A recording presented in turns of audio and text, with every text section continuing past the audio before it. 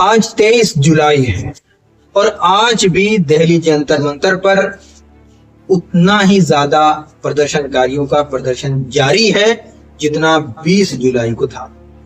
20 जुलाई को जो हुआ वो पूरा देश देख चुका है। पूरे देश ने देखा किस तरीके से बुजुर्गों पर और कुछ छात्रों पर, कुछ बहनों पर, कुछ भाइयों पर इस तरीके से लाठियां बरसाई गई है। ये पूरा देश देख चुका है। फिर 21 जुलाई आती है, फिर 22 जुलाई आती है। 22 जुलाई की रात में भी फिर से एक बार लाठीचार्ज हुई। हालांकि कहीं ना कहीं पर कानूनी व्यवस्थाओं पर उंगली उठ रही है। इस तरीके से कानून को स्टूडेंट्स के साथ में, विद्यार्थी के साथ में नहीं करना चाहिए। ये सिर्फ मैं अकेला ही नहीं बोल रहा हूँ, पूरा भारत बोल रहा है। पूरा भारत इस चीज के लिए बहुत ज्यादा शर्मिंदा है। एक बुजुर्ग महिला जो अपने बच्चे को लेकर के दिल्ली जंतर मंतर पर इसलिए गई थी कि उनका बच्चा भी उस प्रोटेस्ट में शामिल हो जाएगा, उस प्रदर्शन में शामिल हो जाएगा जहां पर यह आवाज उठ रही है कि पेपर लीक होता है। पेपर लीक बहुत छोटा सा शब्द है। इस पेपर को खरीदने के लिए पैसे की जिस तरह व्यवस्था की जाती है, शायद एसी में, एयर कंडीशन में रहने वाले लोग या जिनके पास बहुत ज्यादा पैसा है उनके सर से भी बाहर निकल जाएगा। जो लोग रोजाना मेहनत मजदूरी करने वाले लोग हैं वो भी चाहते हैं कि उनका बच्चा इंजीनियर बने, उनका बच्चा डॉक्टर बने, उनका भी बच्चा आईएएस बने, पीसीएस बने, एक बड़ा अधिकारी बने। लेकिन वो अरमान तब जाकर के टूट जाता है जब ये सुनाई देता है कि पेपर लीक हो गया है। अब आप एक बार फिर से प्रयास कीजिए। ये हर बार हो रहा है, अभी तो 5-6 सालों से लगातार हो रहा है। ये मेरे भी घर के मेरी साली और साला, उनके पेपर भी कई मर्तबे लीक हुए। हालांकि वो बहुत अच्छे नंबर लाते हैं, बहुत अच्छा वो पढ़ने में बच्चे हैं, लेकिन जब ऐसी स्थिति आती है तो उनके मन से यही निकलता है कि अब हम नहीं पढ़ेंगे। हमारे पास इतना पैसा भी नहीं है कि हम कोई बहुत बड़ा कारोबार कर सकें, कोई बहुत बड़ी फैक्ट्री लगा सकें। एक ही इच्छा लेकर के हमने बचपन से लेकर अब तक पढ़ाई की है कि मुझे आईएएस ऑफिसर बनना है, मुझे पीसीएस बनना है, मुझे डीएम बनना है, कोई बोलता था कि मुझे डॉक्टर बनना है।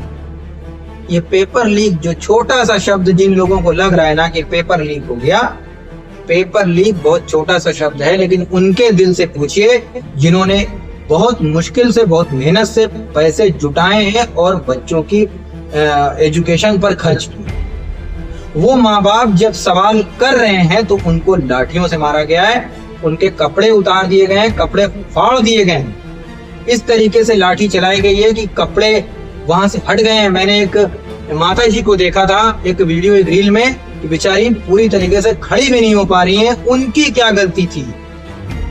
जिस ऑफिसर ने उनके ऊपर लाठी चलाई है, क्या सोच करके चलाया? क्या सोच करके चलाया था कि वो अपनी माँ जैसी एक बुजुर्ग महिला को मार रहे हैं, या कोई ऐसा बुजुर्ग जिसके हाथ में वो लाठी थी? क्योंकि जब दिल्ली जंतर मंतर पर हम पुलिस की गिनती करेंगे तो बहुत गिनती है। उसमें कम उम्र के पुलिसकर्मी भी हैं, उसमें अधिक उम्र के भी पुलिसकर्मी हैं। तो अगर किसी अधिक उम्र के पुलिसकर्मी ने उस बुजुर्ग महिला के ऊपर डंडा चलाया होगा तो क्या सोच के चलाया होगा कि ये मेरी बहन जैसी एक महिला है जिसको वो मार रहे हैं, या वो महिला छोटी हो सकती थी उनसे या बड़ी हो सकती थी, उसको कितना दर्द हुआ होगा जबकि वो अपने बेटे बेटी के साथ में वहां पर थी। क्या उसकी गलती थी?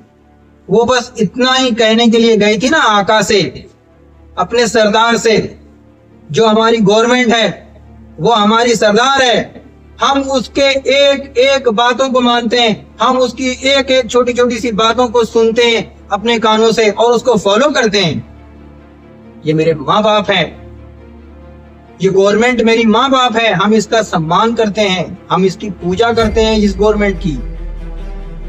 जब हमारे ऊपर दुख होगा, दर्द होगा, तो हम अपने माँ बाप से ही तो कहेंगे। ये बच्चे भी वही करने के लिए आपके पास गए थे जिनके ऊपर लाठियां बरसाई। बहुत हुआ, इतना ज्यादा नहीं होना चाहिए। मैं अपने माँ बाप से बोलना चाहता हूँ, सच में आप हमारे माई बाप हैं। ये गवर्नमेंट ये गवर्नमेंट, जो भी गवर्नमेंट हो, मैं किसी गवर्नमेंट का या किसी पार्टी का कोई समर्थन नहीं कर रहा हूं। मैं इस वक्त की प्रेजेंट टाइम में जो एक हमारी गवर्नमेंट है, मैं उसका बच्चा हूं। मैं अपनी गवर्नमेंट का बच्चा हूं। मैं ही नहीं, ये इस देश के 150 करोड़ से ज्यादा की जनसंख्या उस गवर्नमेंट की बच्चा है। और एक बच्चा अपने माँ बाप से, अपने माई बाप से, अपने सरदार से कह सकता है। क्या आप में से कोई, अगर आपके माता पिता कोई फैसला लेते हैं, तो क्या बच्चे उस फैसले को अपने माँ बाप से बैठ करके नहीं करते हैं? अगर किसी के घर में ऐसा नहीं होता हो, तो शायद किसी के घर में नहीं होता होगा, लेकिन मैंने देखा है कि 99% घरों में, जो अच्छे घर हैं, उसमें बैठ करके बात होती है। अगर बड़े भाई ने कोई गलती कर दी है तो छोटे भाई उसके ऊपर बात करते हैं। अगर बड़ा भाई फिर भी ना माने तो छोटा भाई सर झुका करके चला जाता है।